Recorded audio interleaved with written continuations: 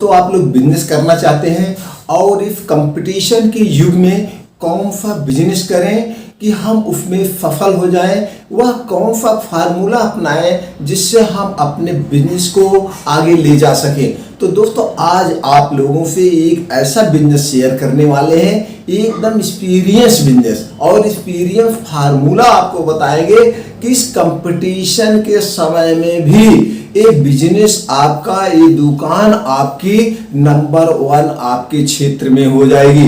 वो कौन सा फार्मूला है, वो कौन सा बिजनेस है, इस बिजनेस को कैसे करें, इसमें हमारा कितना प्रॉफिट होगा, कहां से खरीदें, कहां पे बेचें, कौन से कागजात लगेंगे, सारी जानकारी आप लोगों से शेयर करेंगे।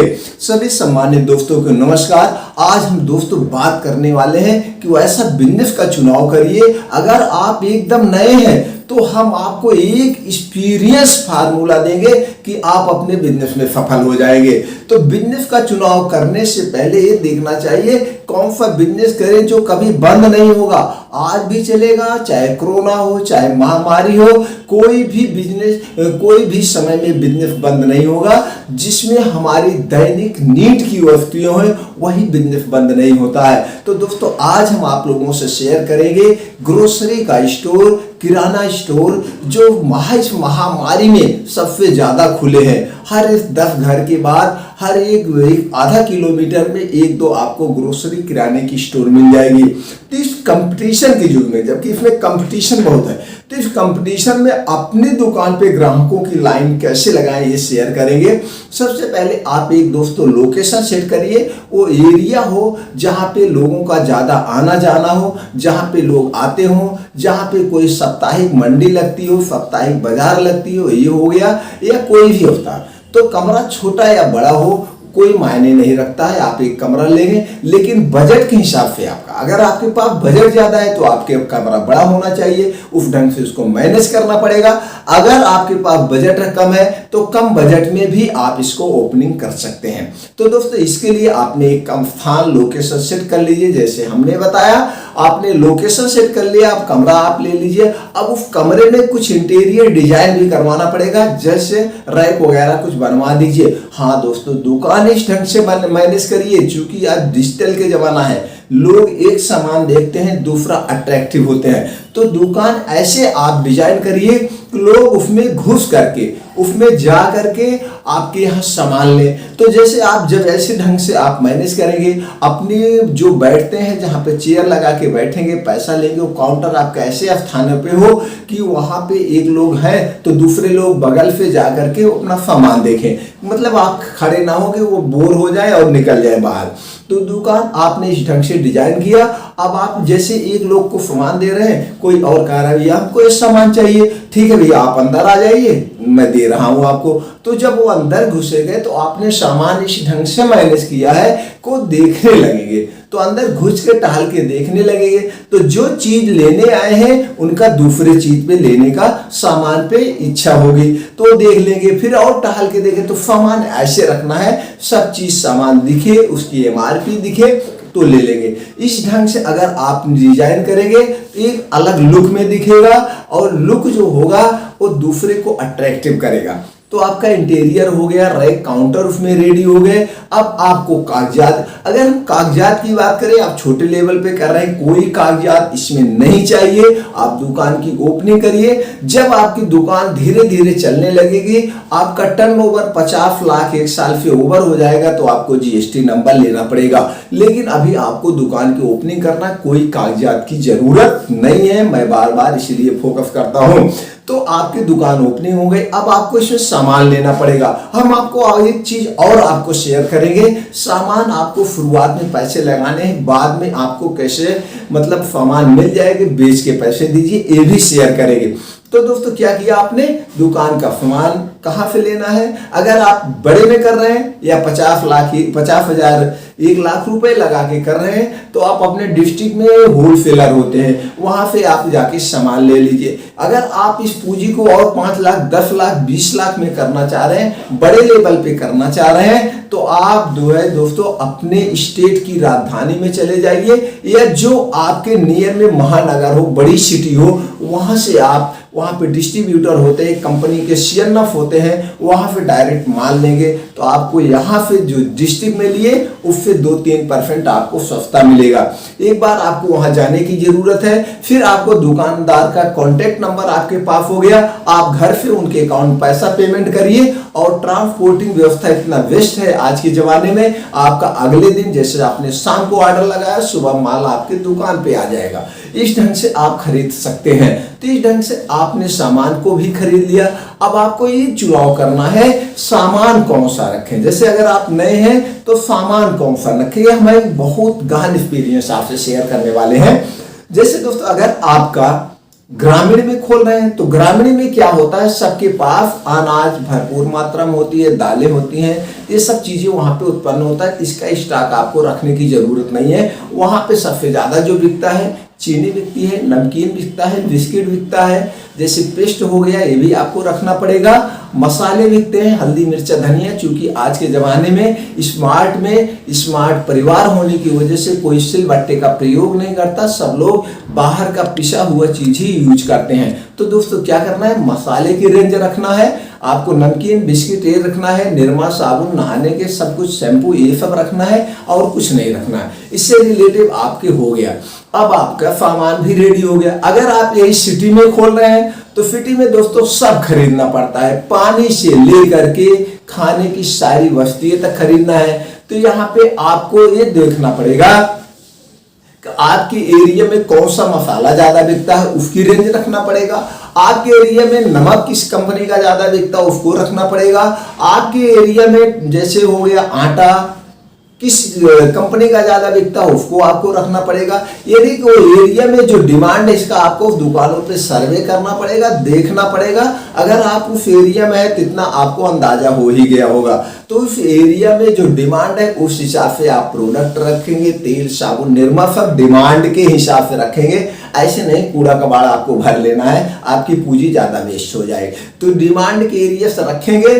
फिर उसके बाद जब आपके पास जो कोई कस्टमर आता है उसको और क्या चीजें चाहिए आप एक पेपर पे लिखते जाएंगे कि यहाँ पे ये नीड हो रहा है, तो फिर उसको आप ऐड करते हुए चले जाएंगे धीरे धीरे। बस स्टॉक एक्सपायर नहीं होना है, उस हिसाब से नहीं रखना है।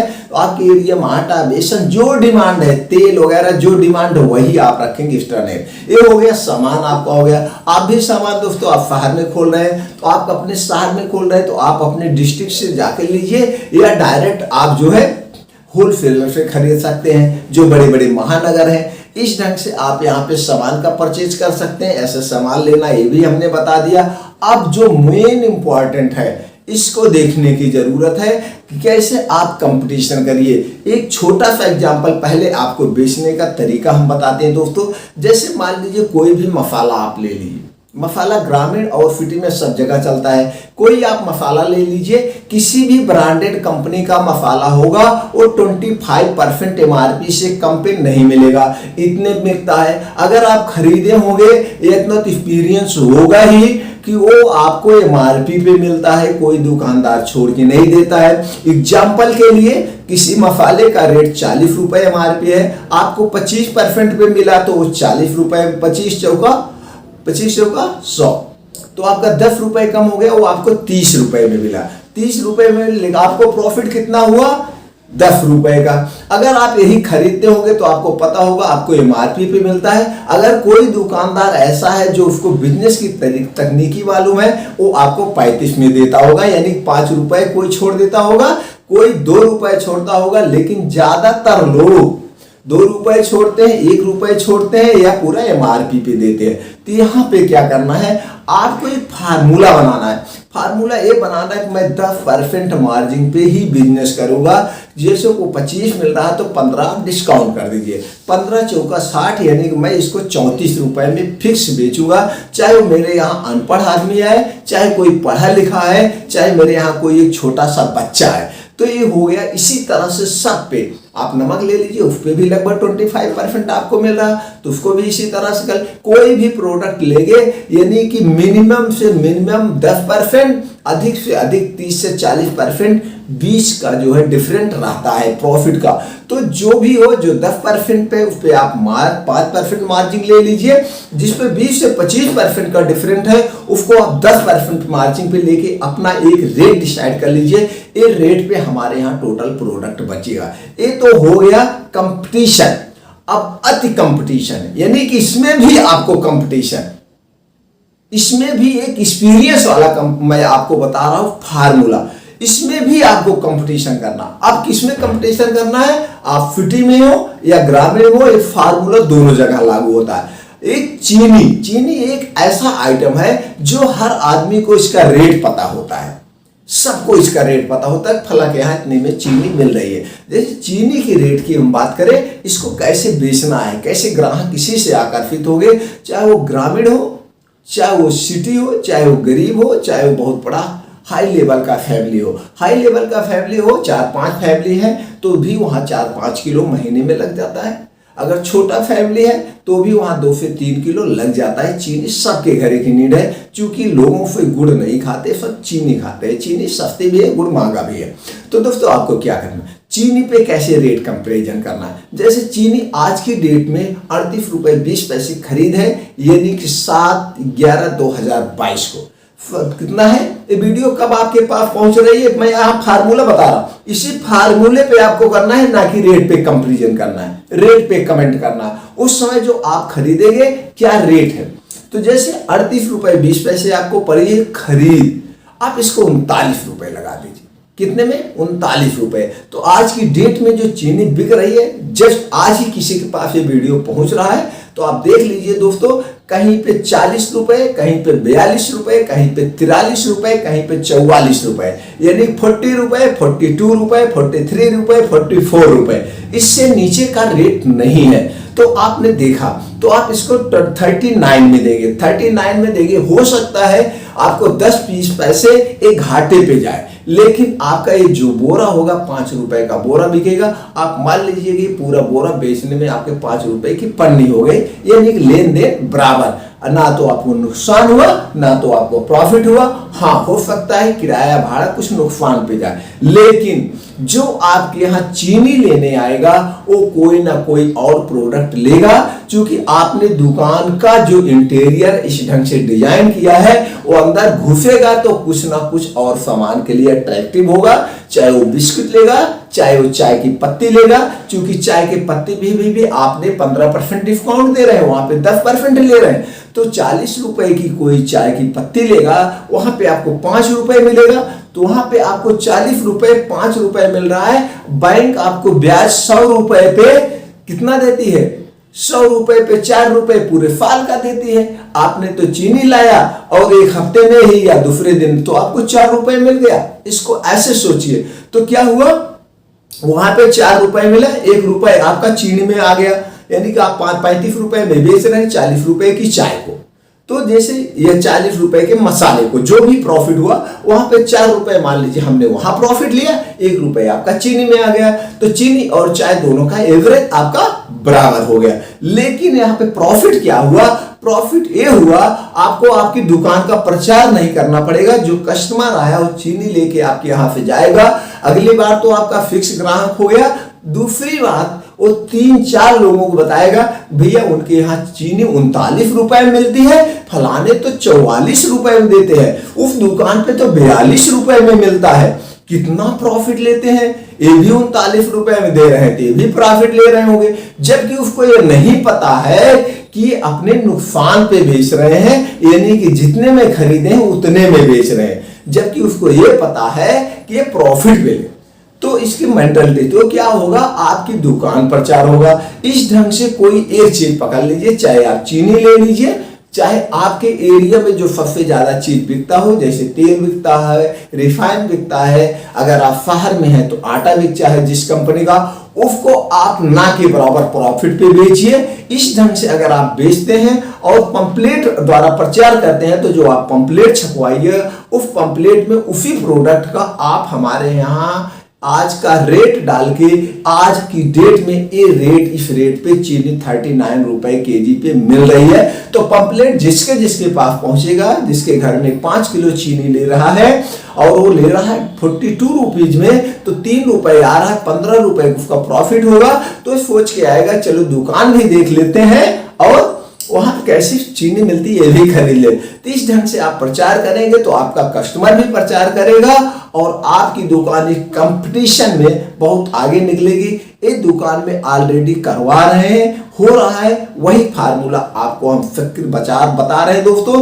दूसरे दिन से ही आपकी दुकान चलने लगेगी, इसमें कोई दिक्कत नहीं है, कोई समस्या नहीं। तो इस ढंग से आप अपने दुकान में कोई एक फार्मूला अपना लीजिए, या आप जब दुकान खोलिएगा कोई और जानकारी चाहिए, कोई और सीक्रेट जानकारी चाहिए कि हम अपनी दुकान को कैसे चलाएं, आप कमेंट बॉक्स में पूछिए दोस्तों। वो फार्मूला वो जरूर मैं आप तक तुरंत से तुरंत वो जानकारी आप तक पहुंचाऊंगा, क्योंकि हमारा अपना 25 से 20 साल का मार्केट का पूरा गहन अध्ययन है।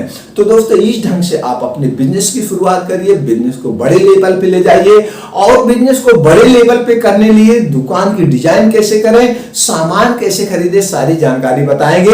एक चीज और बता देते हैं, जैसे हमने कहा था कि आपको 15 दिन की साइट पे मिल जाएगा। ये दुकान जब आपकी चलने लगती है, आपके यहाँ कस्टमर बहुत ज्यादा होते हैं, तो आजकल कंपटीशन का समय है, हर एक दुकानदार अपना माल, हर एक कंपनी अपना माल बेचना चाहती है, तो आपके पास आते हैं, वहीं से आपके यहाँ से ऑर्डर ले जाएंगे, माल भी आपकी दुकान पे आ जाएगा। उसके बाद वहां से आपके यहाँ से हफ्ते वाइज या 15 दिन बाद पेमेंट ले जाएंगे। तो यहाँ पे आपको 15 दिन में, आपने चूंकि कंपटीशन पे बेच रहे हैं, आपका माल आराम से भर भर बिक रहा है, तो आपके जो बेचेंगे तो जो आपको फायदा मिल रही है उसी के दिन में आप सामान बेच के दे देंगे, इसमें आपको पूंजी भी नहीं लगाना पड़ेगा।